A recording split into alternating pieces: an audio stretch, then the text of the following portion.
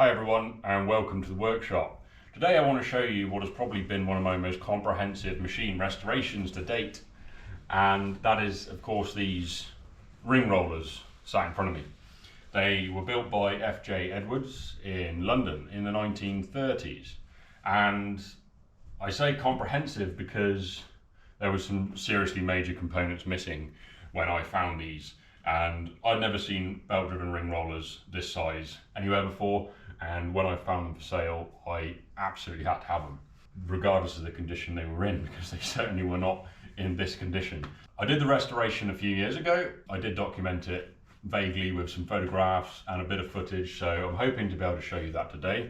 I hope you enjoyed the video, and I'm going to show you now a brief overview of the machine, how it works, and show you some of the components that I had to replace, because now the restoration is a little older, it's not obvious. So we're going to start at the business end of the machine, which is obviously these rollers. We've got a standard 3-roll setup. The top roll is freewheeling and the lower rolls are driven. The dies can be interchanged, flipped around to roll round section or flat section or T section, because by adjusting these lock nuts they can be moved in and out and different spaces can be put in. One of the first jobs I had to do on it was to make new keys, because the person who owned this before had actually ground partially the key away to presumably run some flat bar through here, and they made a bit of a donkey of it, so I got rid of those and machined some new keys. This of course is a worm wheel drive screw drive, which by spinning this adjusts the height of the center roll, which therefore adjusts the radius of the roll they're rolling. When this arrived, it was all completely seized and very rusty. It took quite a long time to strip down. At the back end of the shaft here, which is obviously where the power is coming through to the gearing, there was a handle welded to the back of the shaft, so the previous owner had also welded that on at some point, and they'd been using it by hand, which must have been quite hard work, but possible because they're not huge. And the main reason they were using it by hand was because this drive pulley here was actually missing. This one was present, and these two pulleys work in tandem, and obviously you can see the belts coming down, bringing in power from above from a countershaft. One belt is twisted and the other one is open, and there's a clutch between the two pulleys. So one runs forwards and one runs backwards, and the clutch switches power between the two, and then there's of course a neutral in the middle, which is fantastic in practice because it means you can have work running in one direction and then flip over the clutch, add a bit more feed and roll it back again without constantly having to maneuver quite unwieldy objects around the workshop. After stripping it all down and giving it a good clean, I sent off the original pulley that was left behind to a foundry to get another one copied. When I first saw this machine, I had an idea of exactly how it worked, because this was left and you could see that the clutch was there, and this half of the clutch. The only thing that was missing was this drive pulley with the dog clutch attached to it. So all that had to be remade, and it was 100% worth doing. So I sent this off to a foundry, which you can imagine took quite a while to sort out, but there was plenty of work to do in the meantime. First thing I tackled was making the new dog clutch. Now I could tell by studying the originals that it was made of something quite hard. So this was obviously a forging, it definitely wasn't cast iron, and I certainly didn't have a large enough lump to machine it from one piece. So I decided, being a blacksmith, I would crack on and forge it. I started out with a big old lump of piece of old hydraulic ram, I believe it was. It was something hardenable, something tough, and I did the maths on the volume required, the length to start with. I upset it down to a block, punched an eye into it, and drifted it out until it gave me a piece of starting stock that was the right size, with enough left over to machine, of course. All the machining was then done on my Victorian Pratt lathe. The basic turning machined out, the bore cut, and the little step cut in. The teeth, however, on the dug clutch had to be cut by hand.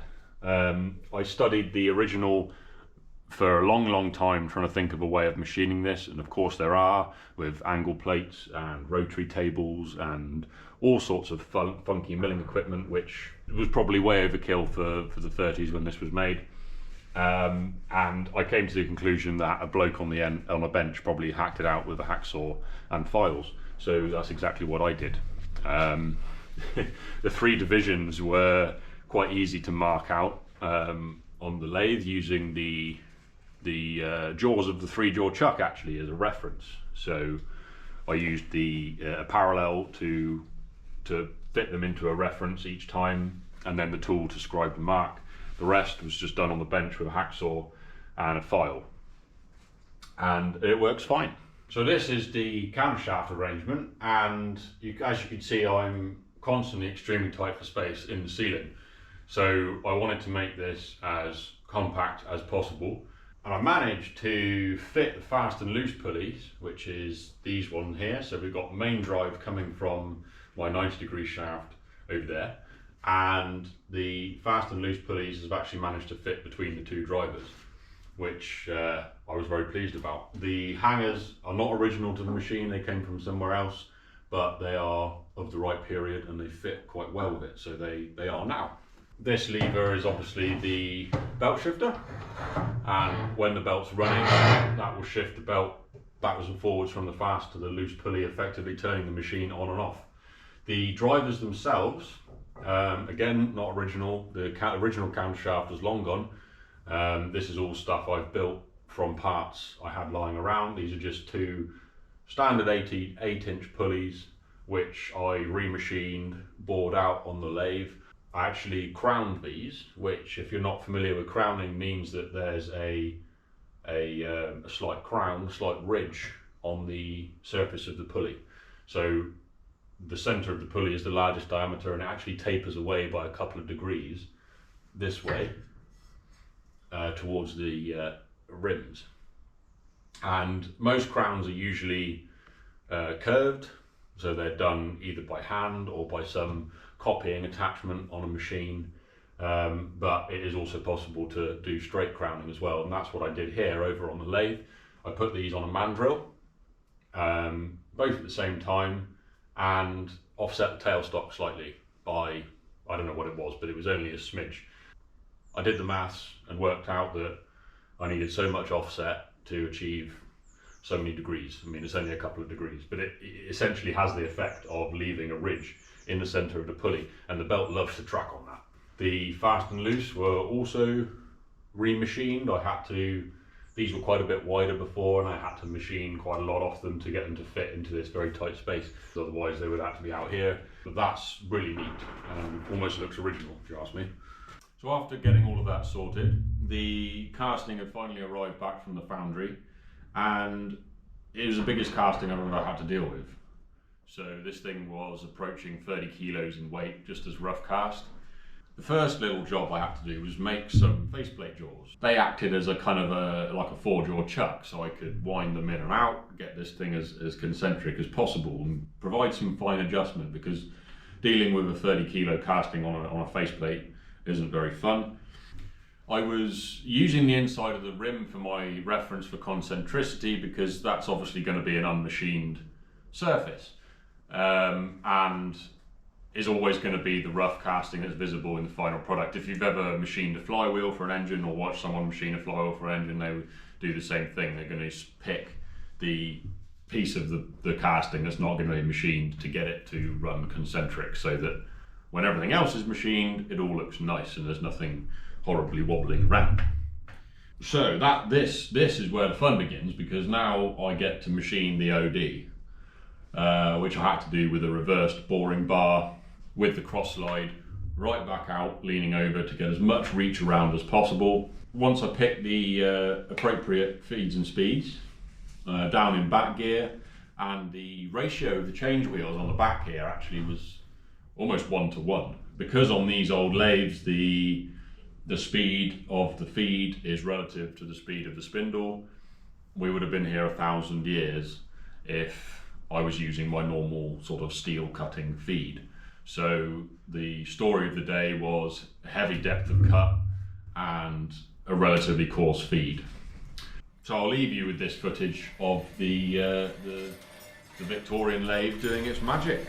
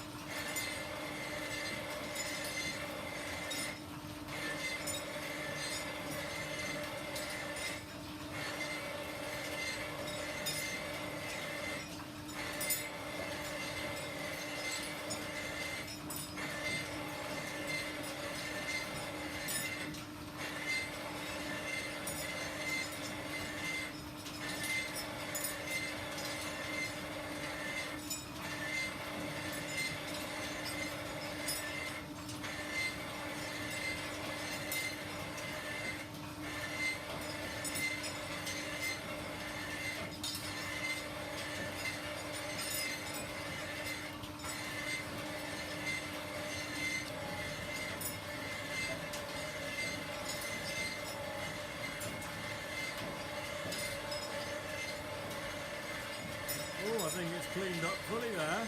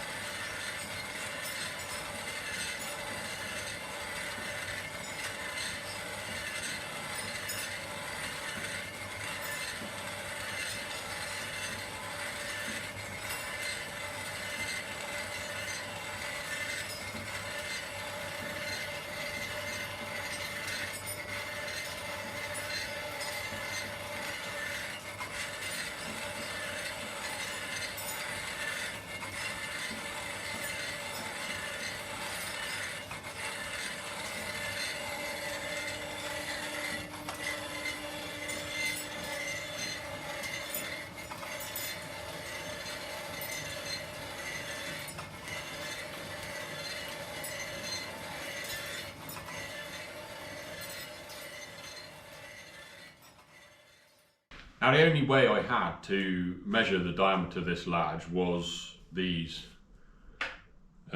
outside calipers, which I made quite a few years ago. It's just a simple forging and then riveted together at the bottom, and they're really handy for checking roundness on large diameters and indeed diameter itself. So it was just a case of setting these to the original and then feeling the bite on the calipers and then testing that against my part. And I don't know how accurate I got it to this day, but it's good enough.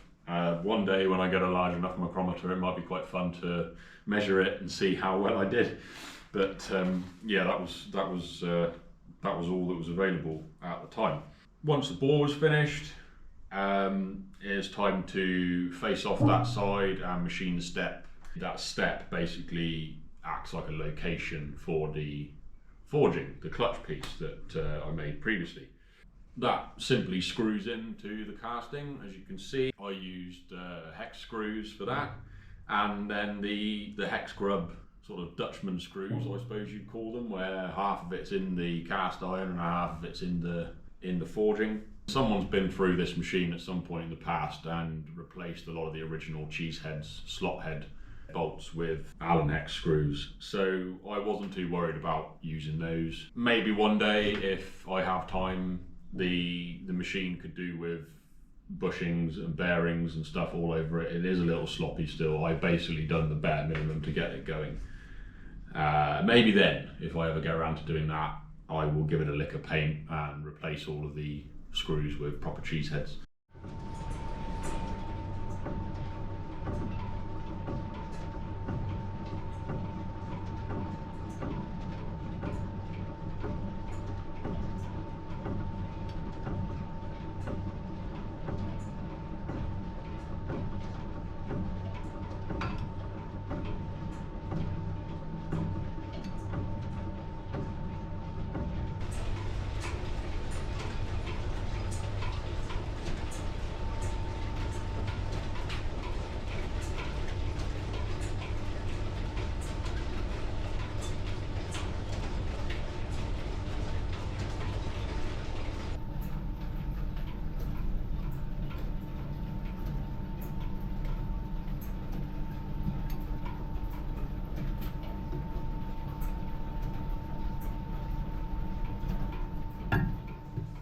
mentioned at the top that these were made in the 1930s, and I was initially really surprised when I found that out.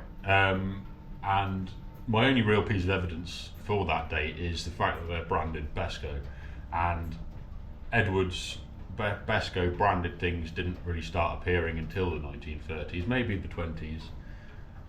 So I can't really go any earlier than that.